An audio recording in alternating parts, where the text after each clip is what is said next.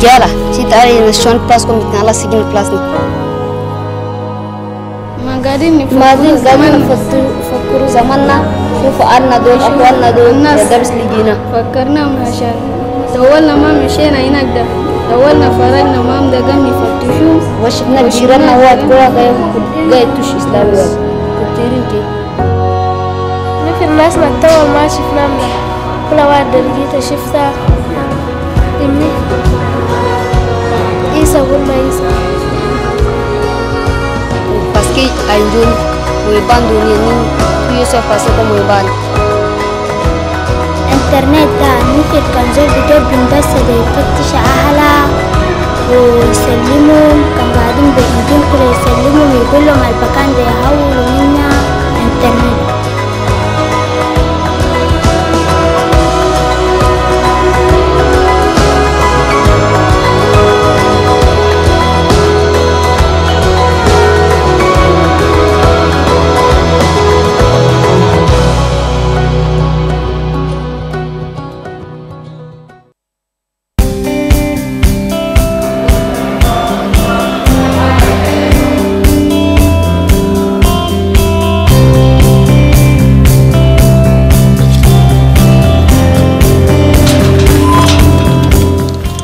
هلا أنا هندسة عمارة، فبالنسبة إلي كان إيكيا هي المكان اللي بيعني لي كتير، لأن أنا بالأصل بالنسبة إلي هو مثل المتحف خلينا نقول، فوين ما سافرت دائما بدور على إيكيا لأنه بحب طريقة الشغل تبعها، العرض.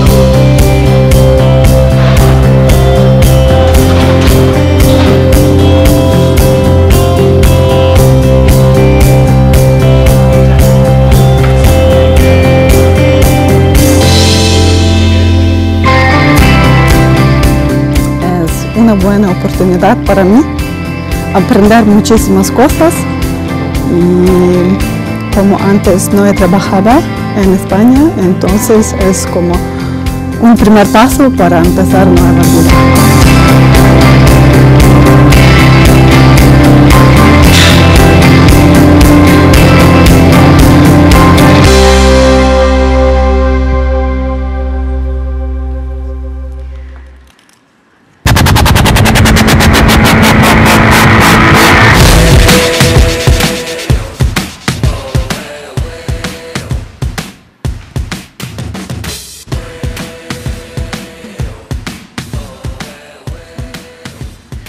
Okay, this looks ready to me.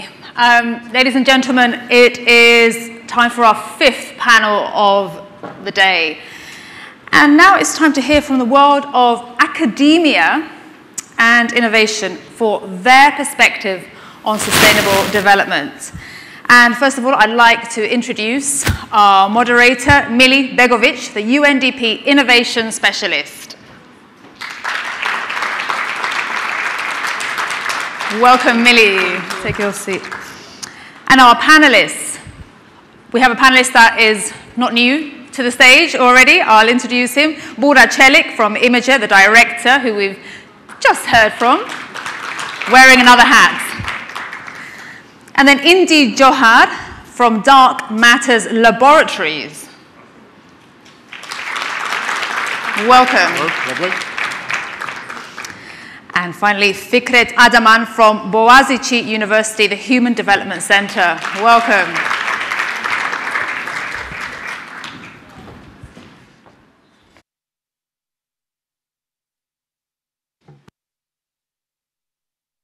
Hello. Supposed to turn it on. I guess I'm not that technologically advanced as innovation would lead you to believe. So how is everybody? Yeah? Woo! And so we'll see at the end how you guys clap. So this panel is meant to be a bit of a provocation. Not provocation for the provocation's sake, but provocation because increasingly we've been hearing voices that claim that SDGs are really the symptoms of symptoms, not necessarily the causes of the issues facing the humanity, that they're sort of akin to the accounting methodology and monitoring of how well we're doing, and are not actually addressing the key reasons and drivers of issues that are facing the world. So we wanted to acknowledge those voices, and have a bit of a discussion about various pieces of them. Now, before we get into that, I wanted to address one thing before. I know that there are a couple of people in the audience right now waiting to raise their hand and challenge the fact that we have a panel with 3 men. Initially, we had the Professor Wen, who's going to speak at 5 p.m. via teleconference. She was meant to be a part of this panel, but due to the last-minute change, we had to shift things around. So I hope you will forgive us for being somewhat gender imbalanced in this respect. So without any further ado, I would like to first, Bugra, you've been talking to the audience a little bit, but one particular aspect that I would like to talk to you about is the fact that SDG sort of, their premise is that we need all hands on deck. We need all of the expertise and all of the knowledge around in a given country and across the world to even have a hope of achieving them. But if we look at the way governments relate to citizens, some would argue that the engagement mechanism is really broken. That the way, the world has moved on from citizens voting and commenting on sort of zero drafts of different policies. And there's some research that points to that. In 2017, Endelman Trust Barometer showed that the trust in some of the key institutions in the society, the media, the NGOs, the government, is not only at an all-time low, but declining. What can you tell us from your experience in the work of Imece about this interface and engagement between the citizens and governments? Actually, the funny thing about that research is... Oh, not this one? Thank you. In that research, we see that CEOs' trust level is higher than NGOs. Like when you think about like how can we trust the CEOs more than the NGOs? So we need to think about it. What is the reason that that is happening? So, but in the field we see this when we meet with the people like community of practices like teachers or the students, we see that they are really eager to come together and work through their own problems. So. One of the upside of all these trust issues that it creates that nobody expects anything from these institutions anymore. So in Turkey we had this don't expect everything from government thing. Right now nobody expects anything from these institutions actually. But I think with this millennials, new generation, we have new hope that they might change these organizations because even if these small scale interventions, small scale experiments are very critical, but still for this scale we need an organizational change and it needs to be done very quickly. So you guys at Imece have been doing some really interesting things about identifying the expertise and insights from the citizens about some of the issues that we talk about in the context of SDGs. Could you talk a little bit about what have you been doing and how have you tried to fix the fact that the engagement between the governments and the citizens seems to have been broken? In Imece, we have this incubation program, and what we're trying to do there, we have an open call, and we ask the passionate people with the problem to go out there and try to understand the problem better. So what it does, that it makes them get connect with these people actually, and it creates a community. And we are lucky to be in a co-working space. It's basically an innovation studio. We have a lot of multidisciplinary talents there. So after some level of trust built between these people, we will have the NGOs coming or the government is coming to be part of this solution because they see there's a momentum there towards that solution. So it's easier to mobilize people in a concrete project, concrete product. So that's our experience actually. Could you just give us, before moving on to the next question. Thank you. Before moving on to the next question, could you maybe give us an example of a solution that has come from this? For example, one of our projects that we are working with is from young teachers, but they have insight that the teachers, when they graduated from the school, they are starting to lose their interest on new technologies, and the system, the education system, creates an seriously slowing them down. So what they did, they built this platform that the teachers are exchanging their best practices. So because there are a lot of good examples, but they were on silos, like they weren't meeting together. So now they have both a platform and community. And the good thing is now they are in touch with the government right now. So how they can implement this more scale. Thank you so much. Professor Adaman, a question for you. There are some who argue that SDGs with hundreds of targets and indicators are a perfect bureaucratic box-ticking exercise. And in the way that they're presented, they don't necessarily capture the complexity of the issues that the world is facing. Could you tell us a little bit about the work of the Human Development Center in terms of managing the friction between the way the SDGs are pronounced and the actual realities on the ground that people face? Bugra's role is to manage our microphones this hour. Yeah, thank you. I think you are completely right in suggesting that we should go to the backstage and see, what's happening there, what's happening in the kitchen, because SDGs are, if I may say so, the end results, what you are eating, what you are drinking. But you need to, in a sense, go to the kitchen and see, what's happening there. Well, I mean, you asked us to be provocative, so let me start with suggesting two terms that I think may of importance for the current discussion that this audience is having. The first one is the term commoning, which is a verb recently, sort of in the last 5-6 years, developed from the term the commons. And it has lots to do with what Bugra and his team have been doing so far. And Imece could easily be translated as the act of commoning.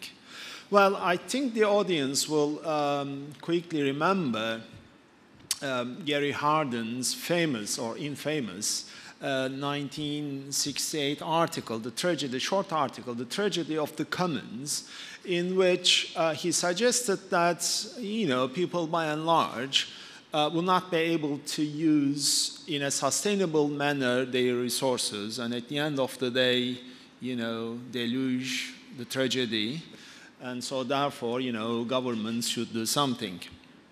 Well, this argument was later challenged by Öström, the very first woman who got a Nobel Prize in economics. So perhaps, the gender issue, is to be mentioned here. Together with a Turkish colleague, Fikret Berkes, based in Canada, and their teams, who figure out that, well, there are situations in which people may come together and manage their resources in a sustainable manner. So how come that, this has been happening?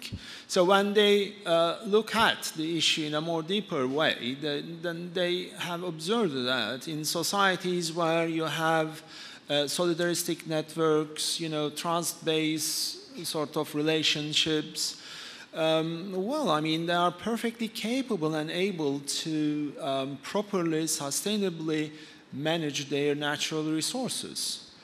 And so in the last 5-7 years, the term commoning has been proposed in academic circles, which denotes the combination of all kinds of relations and practices around the commons. So, I mean, I think what Imece has been doing can easily be explained by this term, and therefore I would suggest that, you know, we should look at the recently emerging literature on the commoning. So this is my first point. My second point is that, to be even more provocative, we should really challenge, without fear, the fetishism of growth. You know, almost the only game in town is the growth rate per capita.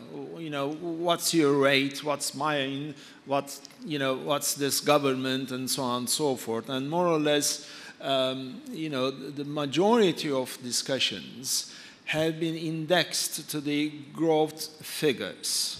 Well, we know that what UNDP has been doing, we know that the 17 indices that we have make a challenge to this vision, but still growth has a kind of hegemonic power onto us. And so therefore, I would urge everyone to think once again whether, you know, this is the right way to go. And I would also like to urge the audience to take a closer look to the, again, recently emerging literature on the degrowth movement, the croissance, where the idea of growing without taking into account social and ecological costs is being challenged. So, I mean, I would stop here by simply suggesting that, you know, we should be considering the two terms, commoning and degrowth, more seriously. Thank you. Before moving on to Indy, just a question. So James Scott, in his book, Seeing Like a State, exactly, yes, talked about about the fact that that states have an issue of legibility. They're simply not organized in a way that they can read the complexity of some of the issues that they're dealing with. So the way to deal with it, they create boxes and they create taxonomies. But no bureaucrat can be fast enough to create boxes to slot everything that's happening in the pace of progress, basically. So what, in the context of the growth fetishism, I almost said growth fascism, growth fetishism, what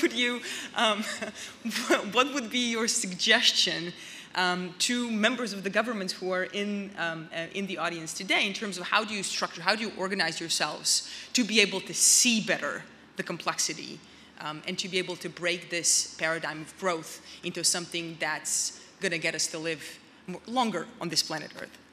I mean, has there been a Freudian slip, perhaps? Well, I mean, you are, again, very right in pointing out that, you know, state machineries, if I'm allowed to use this term, need, you know, tools to establish their hegemonic power. And, you know, reference to growth figures can easily sort of fill a few boxes that you have mentioned. Now, the question is whether, you know, we are, as citizens, as NGO members, and certainly as, you know, private sector, as academia, are we really satisfied with these boxes? I mean, we do have to ask this question first to ourselves, and you know, for example, start questioning whether there is any kind of relationship between happiness and growth. Thank you. Thank you so much. Indy, moving on to a different set of questions and dissenting voices that we've been hearing about SDGs. So today we're witnesses of a couple of countries for whom that are considered to be beacons of democracy, who for all intents and purposes have things that we consider democratic. They have checks and balances, they have representative governance, they have governments, they have due process. But the policies coming out may not necessarily be in line with the spirit of what one would consider to be a democracy. We have that reality on one hand, and then we have SDGs as a framework for growth and development that may not necessarily be able to address this almost double reality that we're dealing with. What do you have to say about that? So, big question. I think there's something fundamental going on in a sense that I agree with you that the SDGs themselves are the outputs of the kitchen, and we have to go back into the kitchen. And I think the same is true for the issues of what I would call 20th century democracies. In a way, I think there is a structural issue about what does governance look like. And I no longer think that 20th century democracies are able to deal with the scale of technological transformation that's going on, that is undermining and changing the very nature of how we organize. So the bureaucratic revolution that we saw in Germany, which gave rise to the modern state as we know it, is actually being transformed by a new class of bureaucratic revolution. That bureaucratic revolution is undermining the tools and mechanisms of good governance, of good behavior, all of the stuff that we thought was right. Also, I think transparency is articulating the divergence between the discussed reality and the factual reality. So the UK, you know, what is it, women's wages, sort of gender wage imbalance is now publicly transparent for many corporates. And so very soon you find out even the best corporations have got at least 30 to 40% deviation between what men and women are being paid. So there's a divergence between the reality and the discourse. And that divergence is becoming much more factual. Then finally, you have science, which is undermining many of the conversations and the rhetorics. So meritocracy as an idea has been a conceptual frame for our current economic movement. You are all equal. If I give you all equal opportunities, you will do all equally well. Well, science is telling us that's just bollocks. You know, there's no reality to that. Epigenetics means that actually effects of inequality are transmitted. Our brain is a social brain. We are a part of the networks that we sit in. My position is only really my position because of the nature of the conferences I have and the conversations I have. I'm not some genius, neither is anyone else here. So when we start to see these things, what we're starting to see is undermining at a structural level of some of the things we thought were useful. And also it starts to reimagine nepotism. What does nepotism look like? What does corruption look like? What does legitimacy look like? All these things are being undermined. And I think what you're seeing is the first generation democracies now being absolutely undermined at that level. And that, I think, is a challenge everywhere. So if you ask me what the issue is, I think the real issue is that we aren't inventing the institutions of tomorrow. We are not creating the institutional infrastructure of tomorrow. We are too happy, and certainly for the many years, we've been happy fixing the markets of the edge. So if you want to know real revolution is accounting revolution. Double entry bookkeeping changed the world. And I think we're about to hit some really interesting accounting revolutions. So Gibson, which is a city in Canada, has put an aquifer on the balance of a public authority, a city, balance sheet of a city. That fundamentally changed how we look after natural assets. So we are about to see these structural transformations. And my slight worry is, over the last few years, we've been absolutely happy to patch problems where the problems are. Actually, we haven't been happy to go back into the system to really argue about fundamentals. So is welfare a cost or is it an investment? This is not an ideological debate, it's a technical debate as well. If we see welfare as investment, we see humans as a source of wealth and generosity and value, whereas if we see welfare as a cost, we see humans as an overhead. So these are the sort of conceptual struggles I think we're right now in the middle of. And I think the debate, and this is where UNDP can show great leadership, is what does this debate look like? What does the future of governance look like? What does the future of institutions look like? How do we perceive human value? What is the machine-to-machine economy going to mean for humans? What does the legitimacy look like? All of these things, they're up for grabs. And my worry is that we'll be fixing 20th century problems in a world where 21st century is rapidly grabbing hold of a whole new economy in a way that will be unbreakable, that if we don't get to address it. So building on that, we have 12 years to fix SDGs. Yeah. Or rather to pursue and solve for SDGs. But the first iPhone came out just a little over 10 years ago, and it fundamentally changed the way our work-life balance is, the way we communicate, the way we engage and relate to other people. So presumably 10 years from now, there might be a whole load of other issues that we may not be capturing in the framework that we have for today, right? So the future of identity, the fact that with a very inexpensive DIY toolkit, I can hack my own body. What does that mean for the future of identity and sovereignty, for example? The changing face of asymmetrical warfare. Could one claim that what Cambridge Analytica has done is the changing face of that psychological warfare? So what we worry about is whether by looking at 2030, we don't look at 2035, and whether by looking at 2035 or 2050, we could be getting some low-hanging fruits that can help us address the issue of the commons, for example. Obviously, I get why 2030 is useful. I totally understand that. But I also agree with you that I think the world is not going to end in 2030, and the reality is the SDGs aren't going to be achieved in 2030. Like, undiscussed reality, we can't admit it. Nobody say that outside this room. But just, can I be rude and interrupt you just for a second? Does anybody believe that who believes that by 2030 we will have achieved SDGs? Wow, good, okay, good. So, box of chocolates for you after the panel, right? It's striking. I've been in a number of these conferences over the last 6 months, and there has been only a handful of people who raised their hand to this question. And these are individuals who are at the forefront of governments, multinational financial institutions, multinational development institutions. In other words, individuals who have leverage and access to influence and power to help solve some of these issues. I'm sorry, I interrupted you. I just wanted to thank you for illustrating it. Thank you for illustrating that point. And my point is actually builds exactly on that. You are the smartest people in the region, right, and globally. So if you don't believe it, let me turn the whole question around. What would make you believe it? What would you need to be doing to believe you could achieve that? So it's possible to achieve it, no doubt. It's not impossible. We've done more extraordinary things like going to the moon in a shorter period of time. So the question is, what is the transformation required to believe it? And I think that to me is the key question. I don't think we're dreaming the right dreams.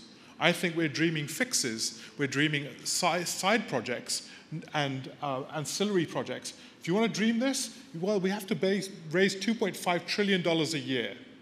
That's what we need. Who's doing capital formation of $2.5 trillion a year? That's the scale of money we need to be able to do the infrastructure development. If we want to dream this, we have to change accounting. We know that's going to be the game. So where's the Future of Accounting project, which has really got every nation involved? Where's the Future of Governance project? Because we know, unless we deal with governance and externalities, which are going to be corporate, national, individual, all of this stuff is going to come to the table. The future of governance is right now on the table. It is more critical, and I think will be the biggest project over the next 20 to 30 years than it's ever been.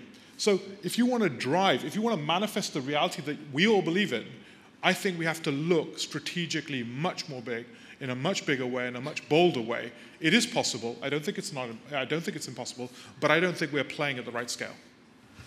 I have one more question for Bugra, but before getting to that, Indy, the Owen Barder, the director for Center for Global Development for Europe, tweeted a couple of months ago. He says, "We are being frog-marched to driverless cars and flying cars. What I want to see is carless cities."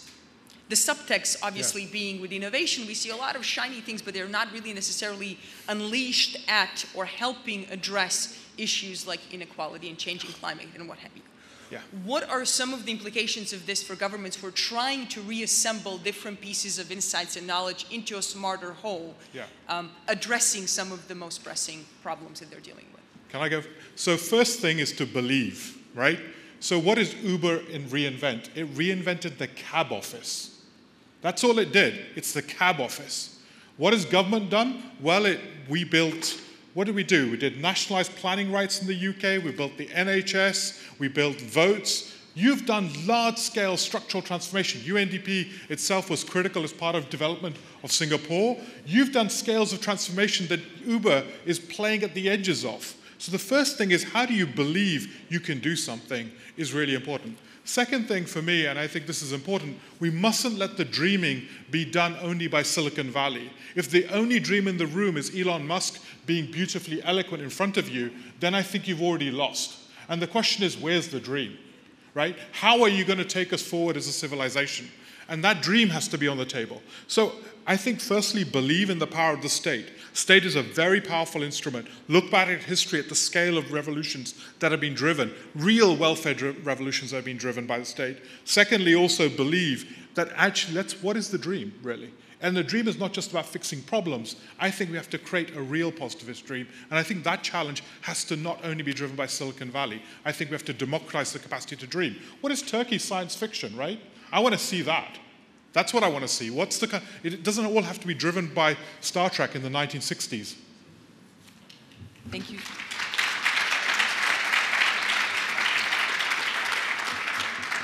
I'm jealous. That got a much bigger clap than I asked for.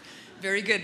All right, so Bugra, coming back to the local level, there was a really nice blog post last week from the Engine Room. It said, when the public service delivery fails, life goes on. And the subtext of the piece was, things don't work in many places around the world, people go on. They have coping mechanisms to deal with lack of access to justice, inequality, poverty, and so on and so forth. Through your work with Imece, what have you found in terms of identifying some of those coping mechanisms, and what do you think the potential of that is for informing some of the back office policy making that governments are thinking about in the context of SDGs?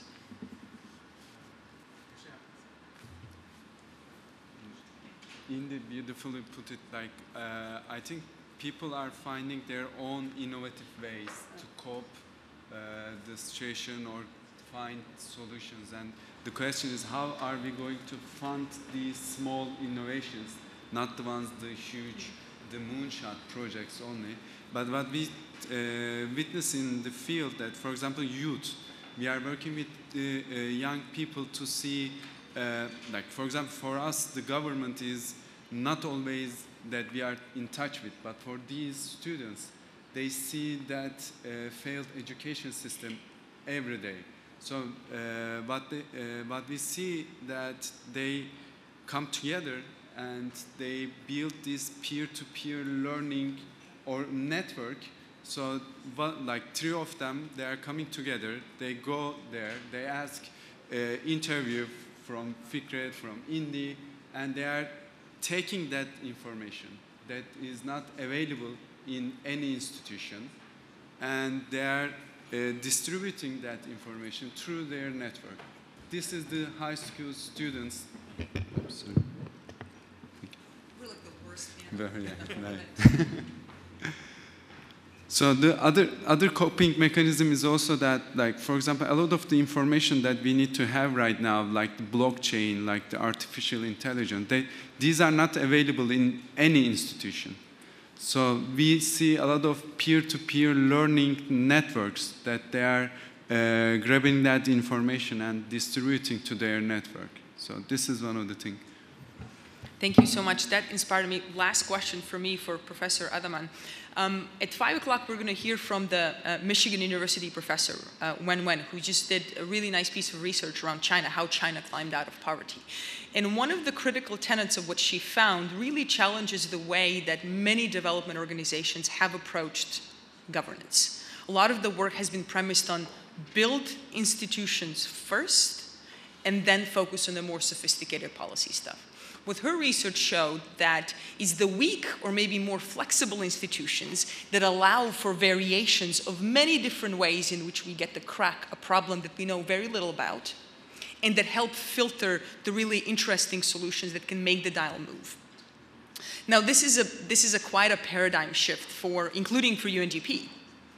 Have you done any research along the lines of this dichotomy of strong versus weak or flexible institution? Land Pritchett calls this isomorphic mimicry, right? So governments really learning to play the game of development, mimicking certain reforms instead of doing them fundamentally in order to get loans or grants or support from outside.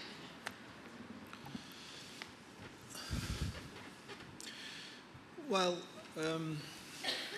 I mean, by and large, participatory mechanisms, I mean, institutions where strong hierarchies do not exist, usually are much stronger in creating solutions, in sort of resisting crisis. I mean, that's something well established in the literature.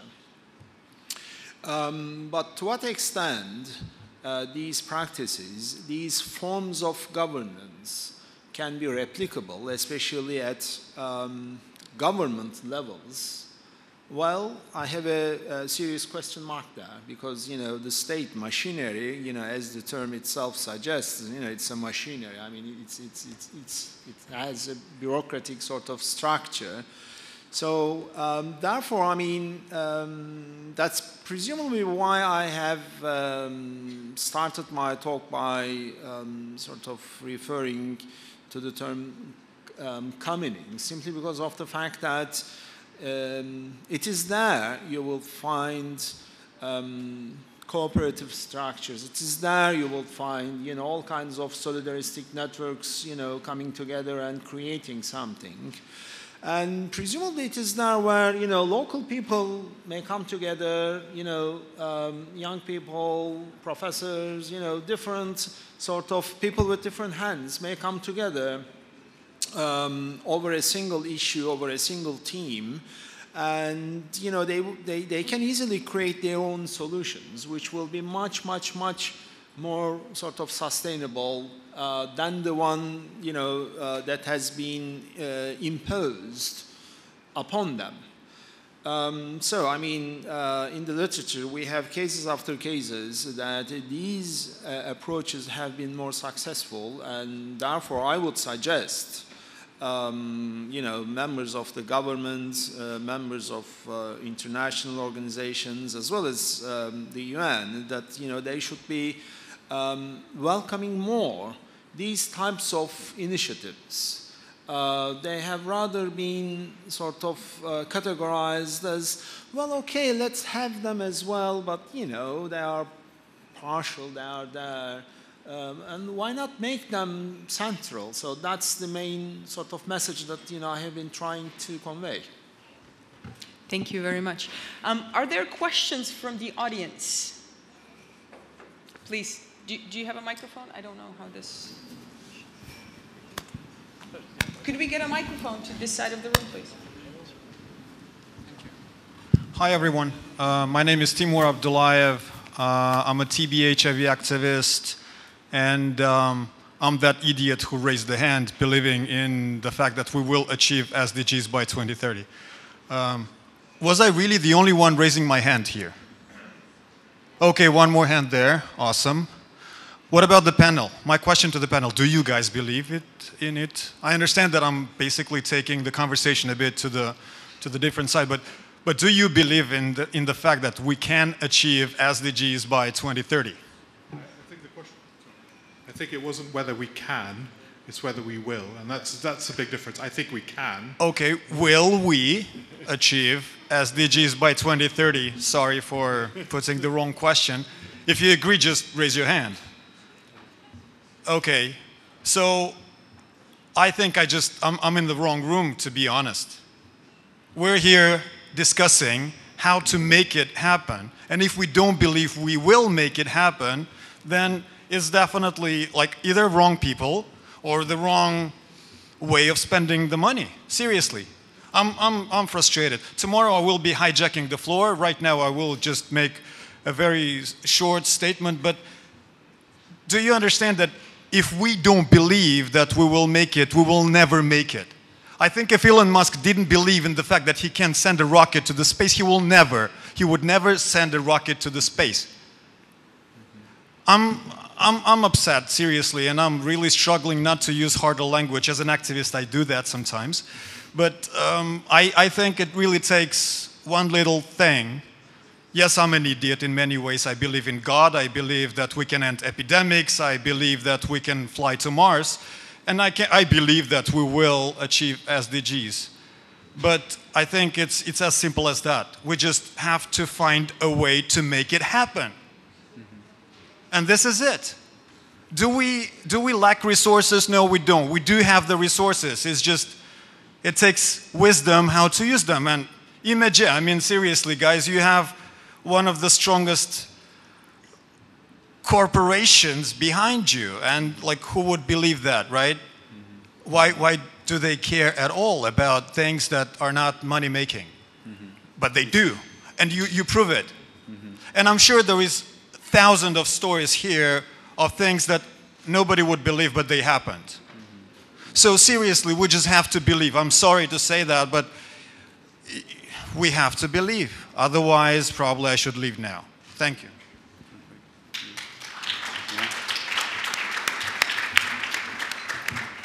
Thank you so much. It's specifically these types of discussions that we actually wanted to filter out, instead of assuming away certain directions and level of ambitions that we may need to have. So maybe from Indy onwards, reflections on the comment? Yeah. I think it's a fair question, whether we believe. I think once we sort of get over the fact that we have no choice, then I think we get to the next real part of the question, which is what do we need to achieve, what do we need to do to achieve it? And I think that to me is the real question on the table, is what do we need to do? And I think that is where we go into the real question. How do you put together $2.5 trillion? That's the gap in funding. What does governance look like? What does accounting look like? What do the behaviors look like? These are the things that we're going to have to play with at a structural level. You're not going to do it in any other way. And I think that requires a whole directed focus into this pathway of change. And that means reframing this. So I think it's entirely doable. But the question is, are we allocating resource? Or are we just repeating the programs and strategies of the 20th century, late 20th century, in hoping to patch the problem? And that is, I think, a real challenge. So it's a fair question and a fair issue. But I think the real challenge then is, how do we deploy $5 billion US?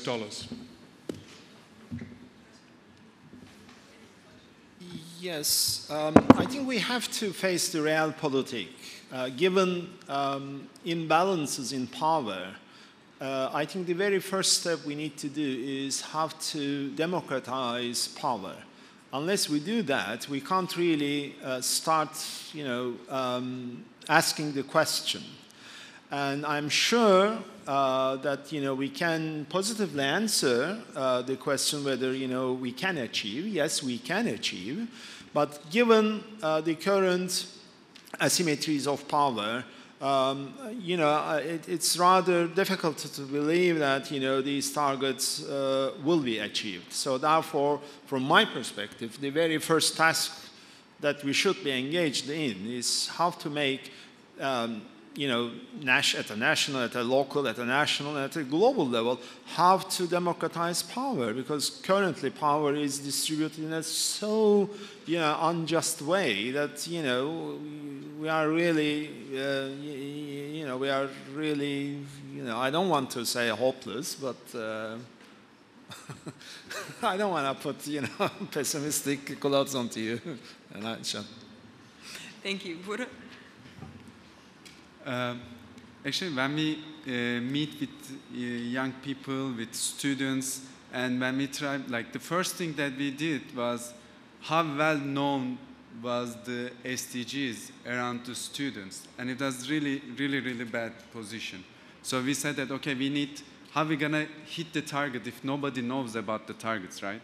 So we started to communicate the Sustainable Development Goals, and we realized that this is not internalized by students. This is not their target. So this is basically another, most of the students, especially in the high school, they saw this as kind of like propaganda tool that, okay, there's this target, you need to hit that. It was more like a national propaganda than a development agency product, right? So after that, we tried to create a workshop, not focusing on creating awareness to the SDGs, but to create a complex problem-solving process. So now the students, they position the SDGs are like, they are happy about seeing a target that some organizations are thinking long term to the 2030, and I think it's enough for them. Like they don't give that much thought about are we going to hit them or not. They're focusing on, okay, there's this target. We are part of this global movement, but they know, they feel this is not their targets. They didn't develop them, right? So we're going to show up to your panel tomorrow and crash. Thank you for that. Any other questions from the group? Going once. Yes, Professor Ben.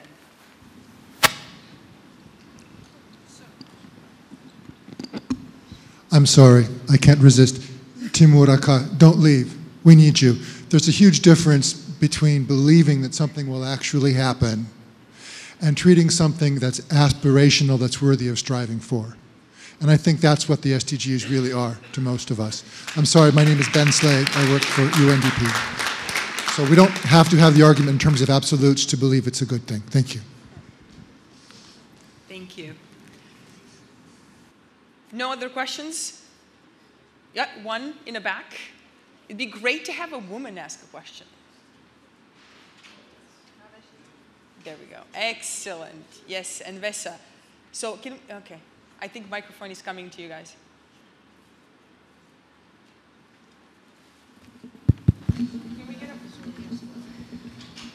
Okay. Hi, I'm Envesa from Bosnia country office.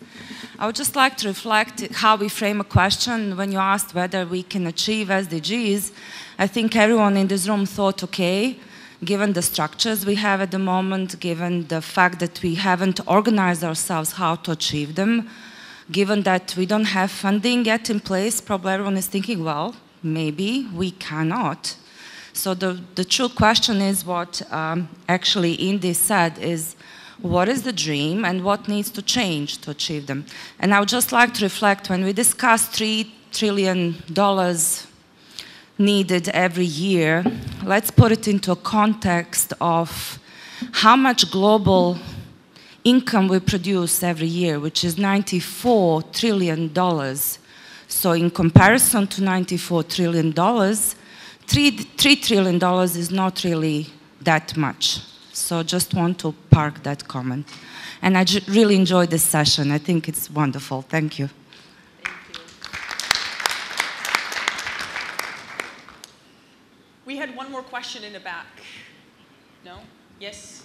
Yes. Can we please get a microphone to the fourth row from the back?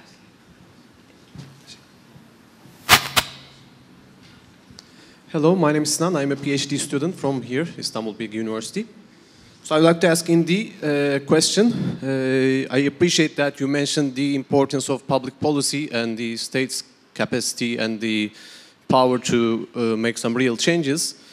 But considering that the states don't have the much economic power they used to have, and then with less space to conduct national economic policies, so how could you see an exit for states to come together and make some macro policies such as you mentioned NHS, I believe, and some other things? Thank you. Okay, I have a question from Twitter.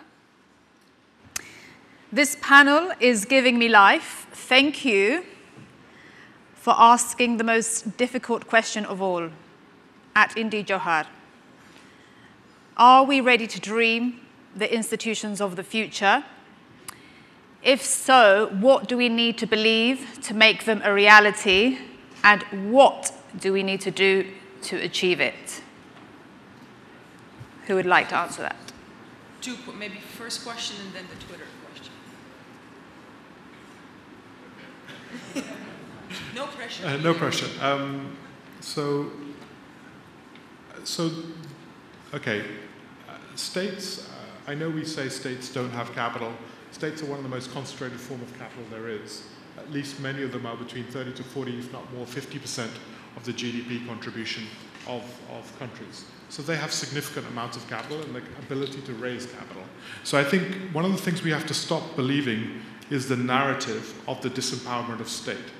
I think this has been a constructed device design. So if I would recommend all of you read Mariana Mazzucato's Entrepreneurial State, which basically turns around and says 80% of the technologies in this are actually funded by DARPA. 80%. Not 5, not 10, 80% of this.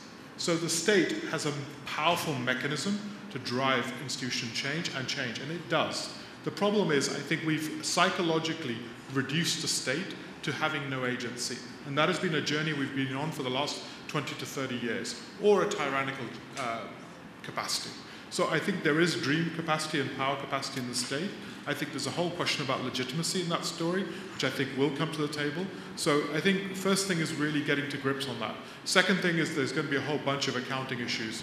So for example, if you start putting natural assets onto the balance sheet of states, they become very, very significant.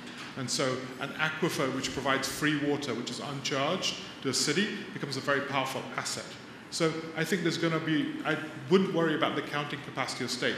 The money is not the problem. The problem is how we structure it and how we govern it and what the transformation looks like.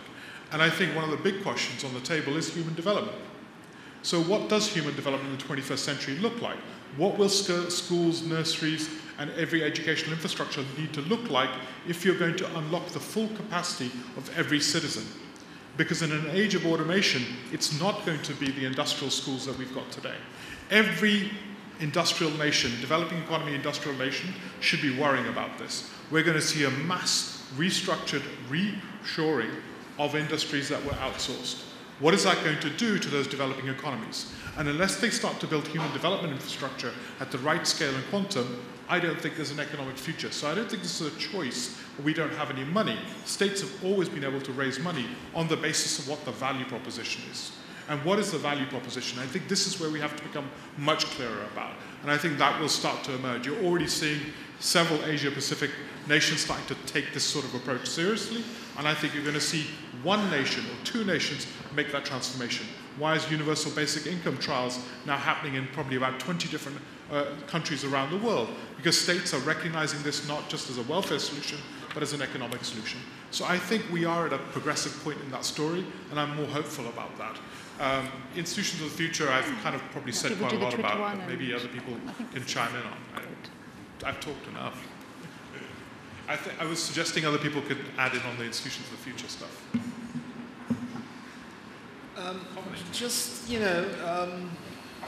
I would like to echo what you have just said, and perhaps, we should ask ourselves, why we are afraid of pronouncing the term neoliberalism.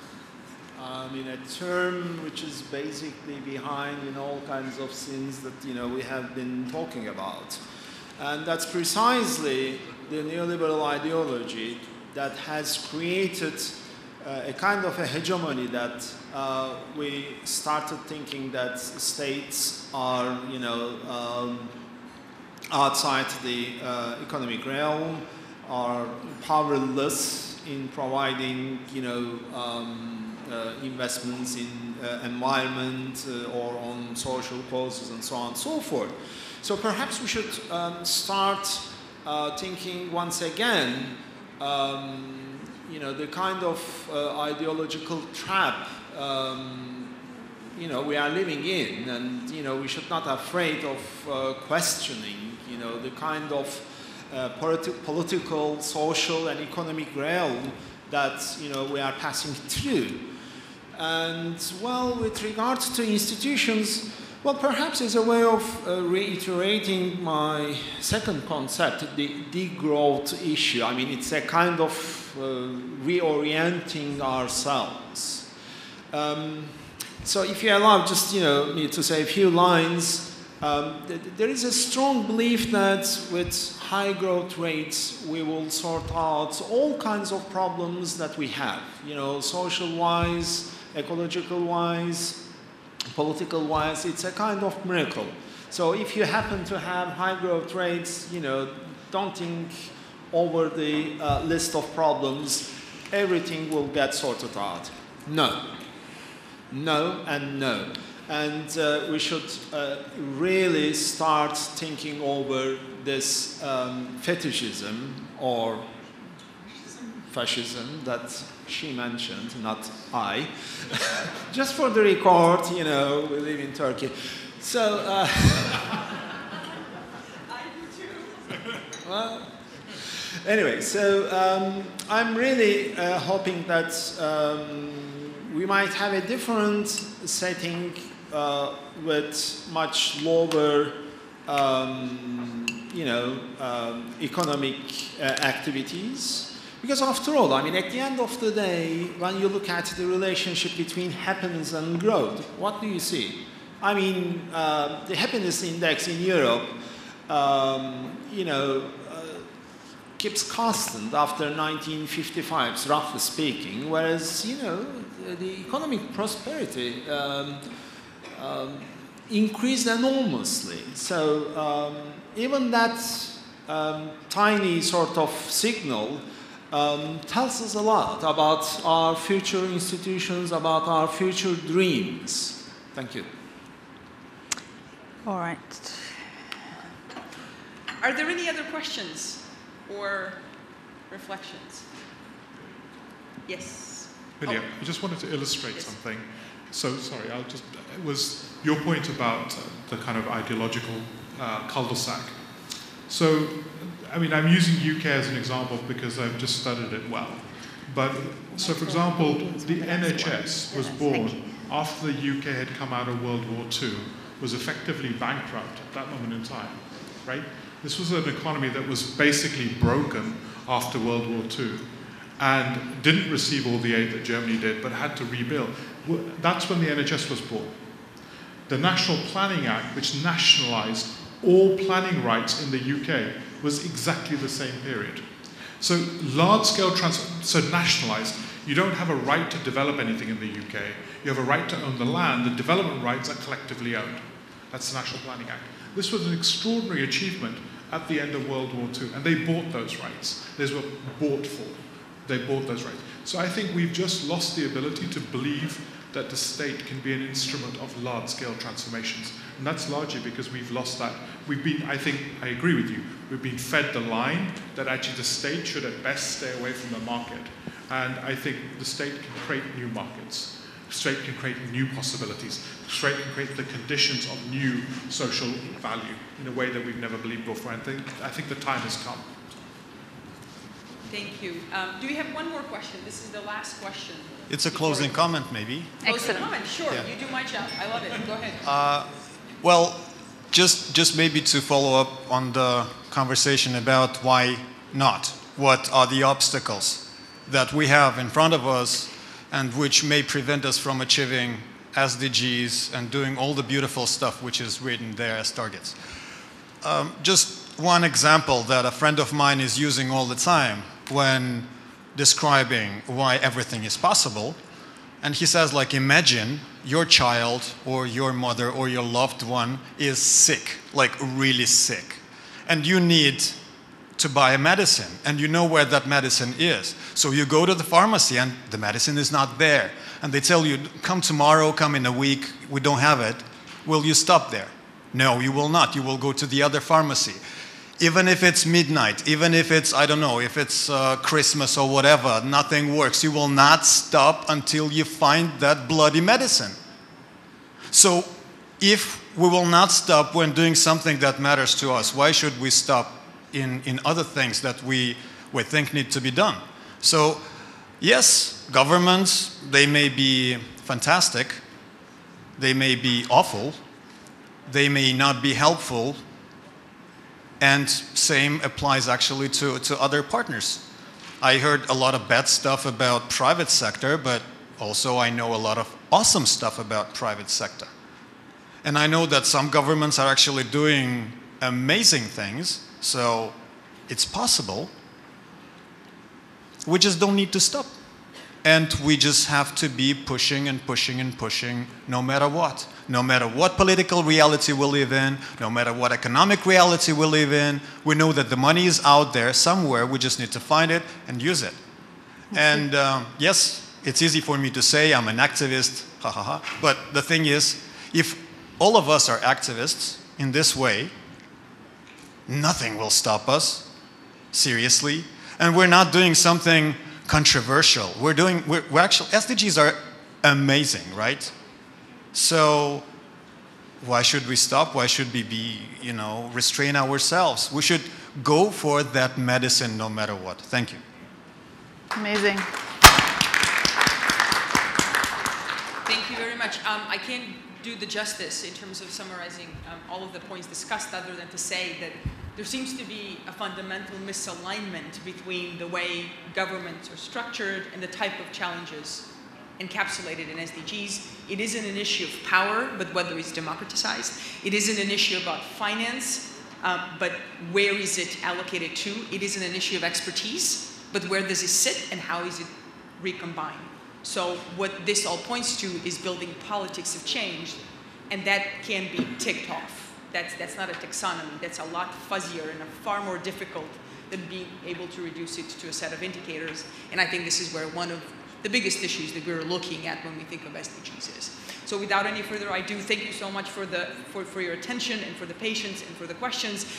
Guys, thank you so much for your insights and expertise. This was a lot of fun. If I can ask you for a big round of applause for them, please.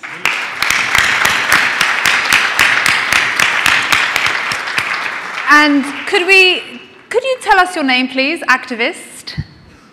What, your name? Mike, please, sorry.